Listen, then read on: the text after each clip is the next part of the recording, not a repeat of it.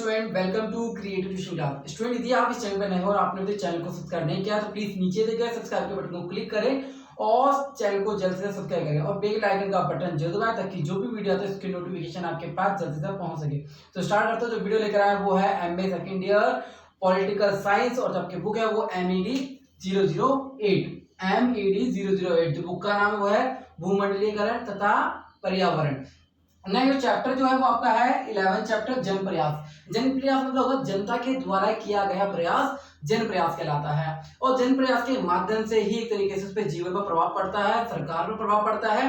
तो ये चीज हम पढ़ेंगे कि क्या जन प्रयास होता क्या है और उसमें जन प्रयास के आधार पर लोगों के द्वारा क्या क्या मूवमेंट एक तरीके से किए गए।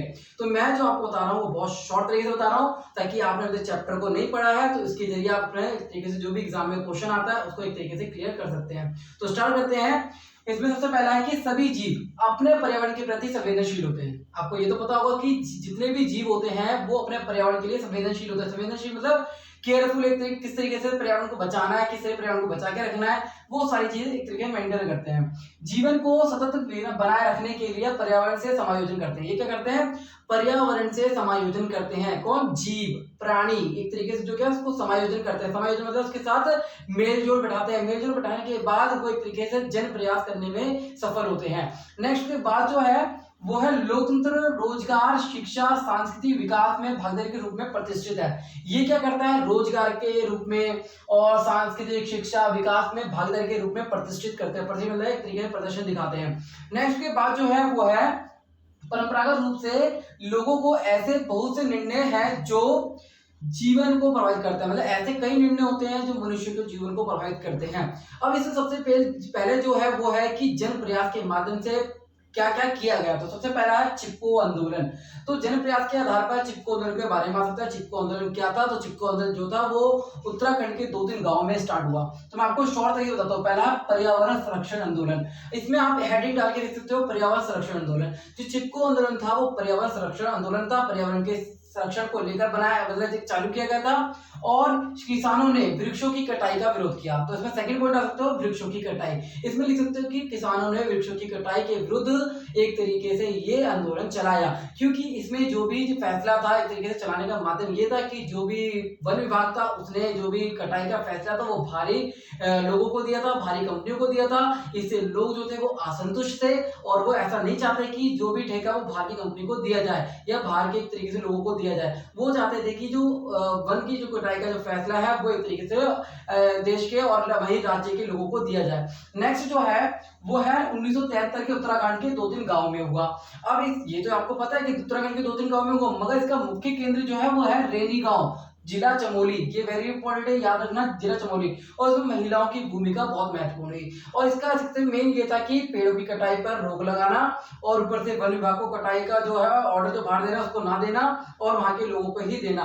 और जल जमीन पर एक तरीके से आम लोगों का अधिकार होना। नेक्स्ट के बाद आता है नर्मदा बचाओ आंदोलन, वेरी इंपॉर्टेंट। अब इसके चिपको आंदोलन के बारे में टिप्पणी आ सकती है कि टिप्पणी क्या होती है, तो मैं आपको दोबारा रिपीट कर देता हूँ। पर्यावरण संरक्षण को लेकर एक आंदोलन चलाया गया। इसमें किसानों ने वृक्षों की कटाई पर रोक लगाने के लिए आंदोलन चलाया और ये 1973 के उत्तराखंड गांव में शुरू हुआ और इसका मुख्य जिला था वो चमोली था, जिला चमोली था।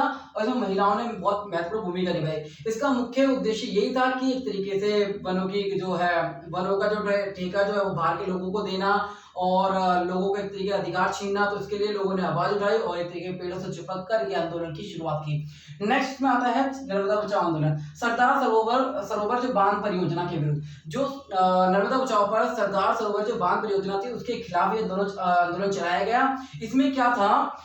इसके अंतर्गत मध्य प्रदेश और गुजरात और महाराष्ट्र, इसके अंतर्गत मध्य प्रदेश, गुजरात और महाराष्ट्र के बीच नर्मदा और उसकी सहायक नदी पर 30 बड़े, 135 मंझोले और 300 छोटे बांध बनाने का प्रस्ताव रखा गया। और ये प्रस्ताव रखा गया और लोगों ने इसका विरोध किया। क्यों विरोध किया?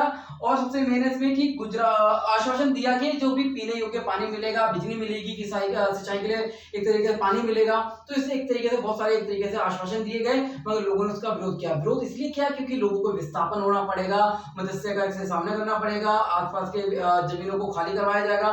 तो इससे लोगों को असंतोष पैदा हुआ और उन्होंने ये ये आंदोलन एक तरीके से चलाया, चिपको आंदोलन। इसको एक तो आपका चिपको आंदोलन और नर्मदा बचाओ आंदोलन। तो मैं दोबारा रिपीट करता हूँ, सरदार सरोवर बांध परियोजना के खिलाफ चलाया गया आंदोलन था।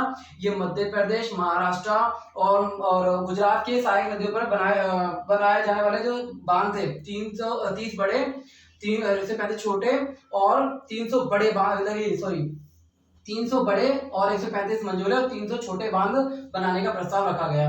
नेक्स्ट आप है, इसमें आश्वासन दिया गया पीने योग्य पानी, सिंचाई, बिजली की सुविधा मिलेगी, मगर लोगों ने इसका नकारा। नेक्स्ट चिल्का आंदोलन। चिल्का आंदोलन एशिया की सबसे बड़ी खारे पानी की झील उड़ीसा राज्य के बंगाल की खाड़ी में स्थित है। ये आपको इंपॉर्टेंट है, याद रखना। और 60 किलोमीटर लंबी है, 300 किलोमीटर चौड़ी है और मानसून के समय ये 1200 किलोमीटर चौड़ी हो जाती है। नेक्स्ट में फैल जाती है और 192 जो लोग हैं इसके 192 जो गांव है वो आजीविका चलाते हैं इससे, मतलब इस नदी से। तो अगर दोबारा चिल्का आंदोलन क्या था? चिल्का आंदोलन एशिया की सबसे बड़ी खारे पानी की झील थी जो बंगाल की खाड़ी में स्थित थी और इसमें सबसे मेन क्या था, ये 60 किलोमीटर लंबी थी, 300 किलोमीटर चौड़ी थी और मानसून के समय ये 1200 वर्ग किलोमीटर फैल जाती थी और 192 एक तरीके से जो लोग थे वहां के, उनका एक तरीके गाँव का एक तरीके से रोजगार एक तरीके से मिलता था, आजीविका का साधन थी। और मत्स्य पालन खासकर झींगा मछली पर निर्भर है और ये विश्व विवादों का और हिंसा का कारण बनी थी, जिसके खिलाफ चिल्का आंदोलन चलाया गया। नेक्स्ट के बाद आता है अपीको आंदोलन। वेरी इंपॉर्टेंट है। अपीको आंदोलन क्या था? अपीको आंदोलन से प्रेरणा पाकर, मतलब कि चिपको आंदोलन से प्रेरणा पाकर उत्तर कन्नड़ के पश्चिमी घाटों में ग्रामवासियों ने 1983 में यह आंदोलन चलाया। तो मैं आपको बता देता हूँ अपीको आंदोलन क्या था। चिपको आंदोलन से प्रेरणा पाकर वहां के जो कन्नड़ के जो घाट थे, पश्चिमी घाट जो थे, वहां के ग्रामवासियों ने 1983 में ये आंदोलन चलाया। तो स्टूडेंट इस पे जो क्वेश्चन आता है वो है जल प्रयास क्या है, इसके बेस पे भी क्वेश्चन आ सकता है। वरना मैंने आपको टॉपिक के लिए क्या है, चिपको आंदोलन क्या है, नर्मदा बचाओ आंदोलन क्या है, चिल्का आंदोलन क्या है और अपीको आंदोलन क्या है, ये शॉर्ट तरीके बताया ताकि आप उनको एक्सप्लेन करके ले सकें। तो उम्मीद करता हूँ कि वीडियो चलिए उसको लाइक और शेयर करें। धन्यवाद।